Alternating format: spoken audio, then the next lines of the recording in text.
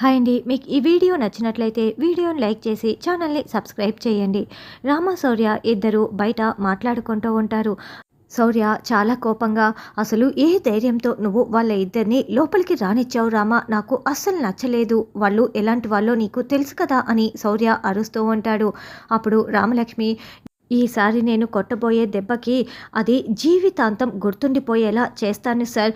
ఇక జీవితంలో మన జోలికి రాదు అని రామలక్ష్మి చెప్తుంది. అసలు ఈ రామ ఏం మాట్లాడుతోంది, ఏం చేస్తోంది అని శౌర్య అనుకుంటూ ఉంటాడు. ప్రశాంత్, అస్మిత ఇద్దరు గదిలో మాట్లాడుకుంటూ ఉంటే అప్పుడే రామలక్ష్మి డోర్ ఓపెన్ చేసుకొని గదిలోకి వస్తూ ఉంటుంది.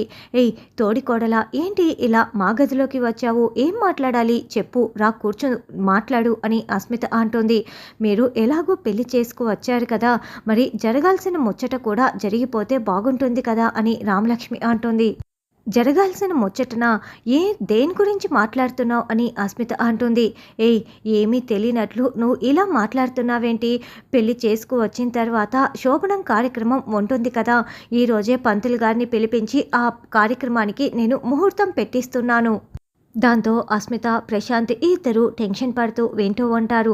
అంతకుముందు జరిగిన సంఘటన ఇప్పుడు మనకి చూపిస్తూ ఉంటారు. అస్మిత తనకు తానే తాళి కట్టుకొని పూలమాల మెడలో వేసుకొని ఉంటుంది. అస్మిత, ప్రశాంత్ పెళ్ళి జరిగి ఉండదు. ఇదిగో నేను తాళి కట్టుకుంటున్నాను, నేనే ఈ పూలమాల వేసుకుంటున్నాను. ఈ అగ్రిమెంట్ పేపర్స్ ఏంటో తెలుసా ప్రశాంత్, మనకు పెళ్లి జరగలేదు, ఇది కేవలం 6 నెలల డీల్ మాత్రమే అని ఈ అగ్రిమెంట్ పేపర్స్ నేను రెడీ చేశాను. ఇదిగో నేను సంతకం చేస్తున్నాను, నువ్వు సంతకం చేయి, ఎందుకంటే మన మధ్య ఈ అగ్రిమెంట్ పేపర్స్ ఉండటం చాలా ముఖ్యం అని అస్మిత ప్లాన్ ప్రకారం ప్రశాంత్ని పెళ్లి చేసుకున్నట్లుగా ఆ డీల్ చేసుకొని నాటకం ఆడుతూ ఉంటుంది. రామలక్ష్మి శోభనం అనగానే ఆ డీల్ని గుర్తు చేసుకుంటూ ప్రశాంత్, అస్మిత ఇద్దరు టెన్షన్ పడుతూ ఉంటారు. మరి రామలక్ష్మి ప్లాన్ ప్రకారం అస్మిత ఇంట్లో నుంచి వెళ్ళిపోతుందా అన్నది రానున్న ఎపిసోడ్లో తెలుసుకుందాం.